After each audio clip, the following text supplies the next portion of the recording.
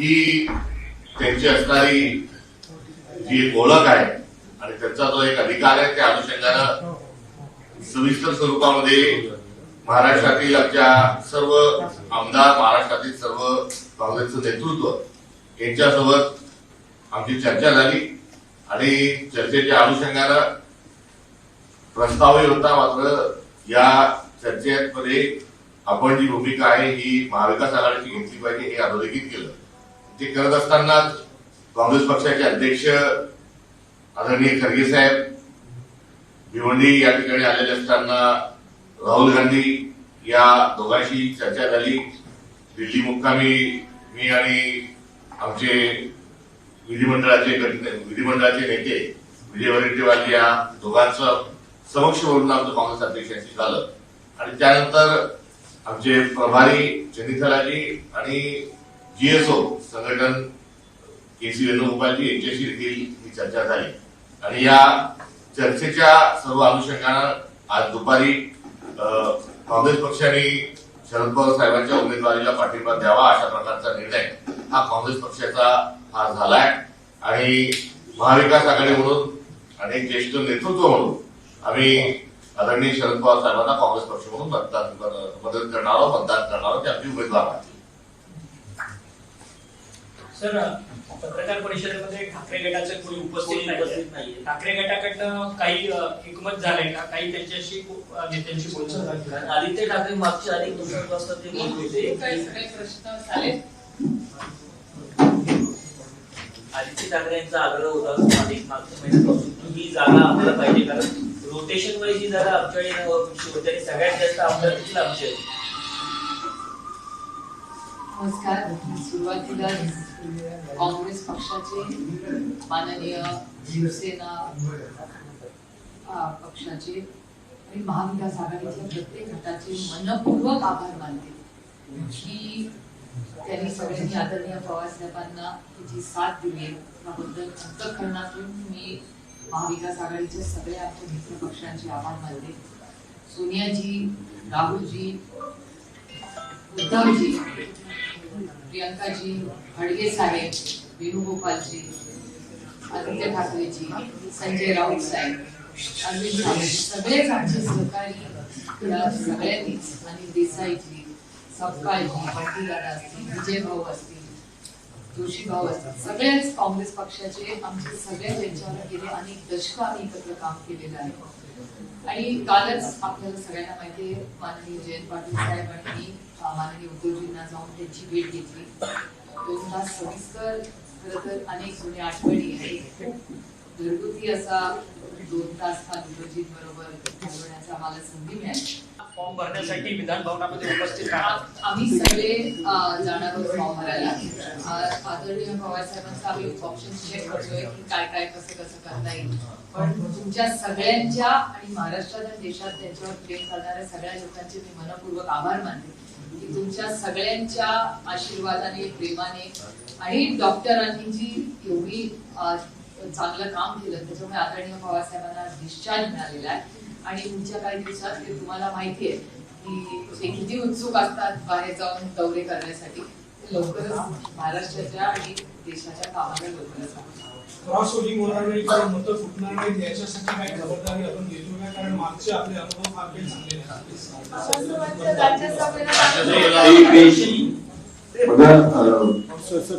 राज्यसभेला ही प्रतोदला ही open मतदान होतं, विधान परिषदेला पुरतं मतदान. त्यामुळे इथे काही आशा काही शक्यता कुठेच नसते. त्यामुळे यावर काही शंका घेण्याचं कारण नाही असं मला वाटतं. माझा प्रश्न आहे, तुम्ही म्हणालात की ठाकरेंची भूमिका त्यांची मांडलेली आहे, पाठिंबा दिलेला आहे शरद पवारांच्या नावाला. मात्र ठाकरे सेनेकडून कोणीही मागे भूमिका मांडली नाही. आत्ताच माननीय संजय राऊत साहेब आत्ताच आदरणीय पवार साहेबांना आमच्या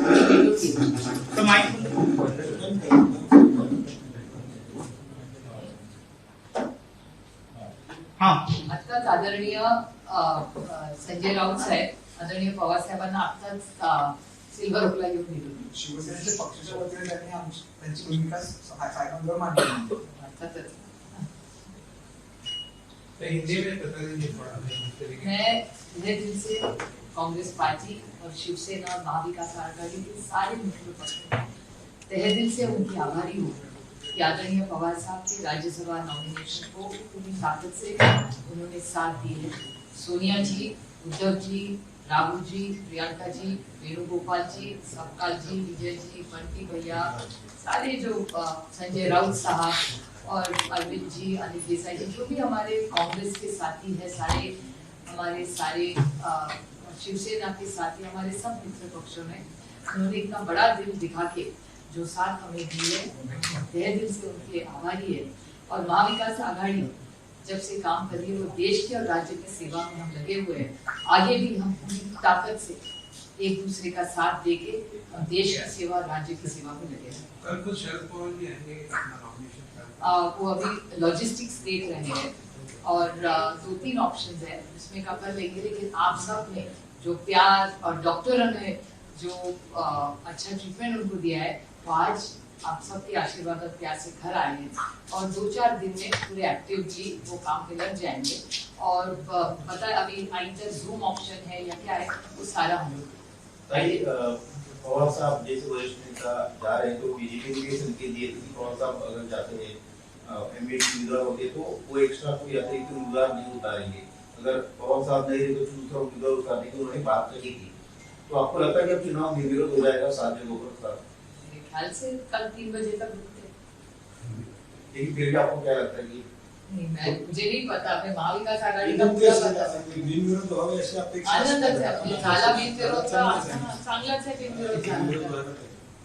बिनविरोध कारण की राज्यसभेचं मतदान फिक्स्ड असते, त्यामुळे मत काय इकडे तिकडे व्हायचा विषय नसतो, त्यामुळे बिनविरोध होईल अशी आम्हाला खात्री आहे.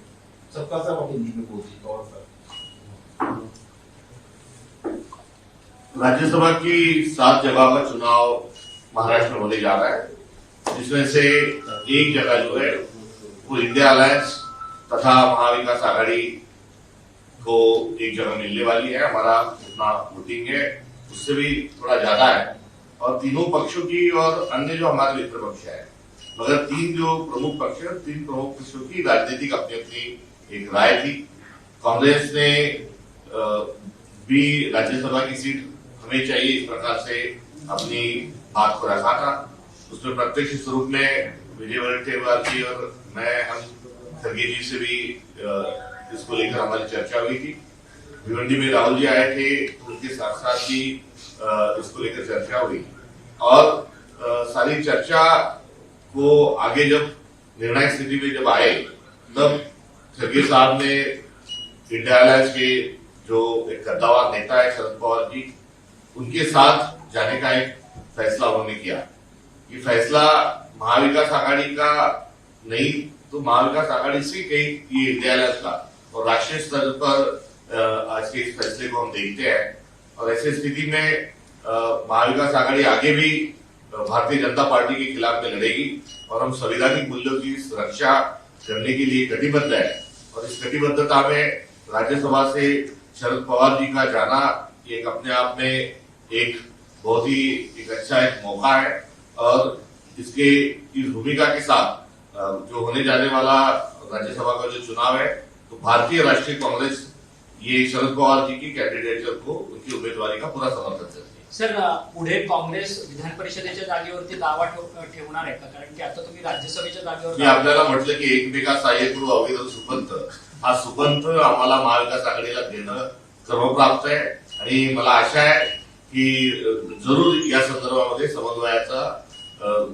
जो है तो राखा जाए। सरकार ये राज्यसभा की जो ऑपोजिशन लीडर की जो पोस्ट है उसके लिए संख्या कम होने की एक ऐसी कोई बात नहीं। वहां पर कांग्रेस ने जो अपनी बात रखी तो वहां कांग्रेस के अध्यक्ष जो है वो राज्यसभा के विरोधी पक्ष नेता है, इसलिए सभागार में जाने की लेना की हमारी भावना थी। तो किसी विरोधी पक्ष नेता को लेकर नहीं तो एक राष्ट्रीय स्तर पर पार्टी लेवल पर एक हमारी उस प्रकार से भावना थी। सुप्रिया जी एमबीए कैंडिडेट डिसाइड करने में इतना वक्त लग गया इस पे और आपकी पार्टी जो है जूनियर मोस्ट पार्टी है एमबीए अलायंस, तो इस पे पवार साहब का क्या ओपिनियन था? डिले होना junior most party? Mr. Pawar, his strength is he speaks very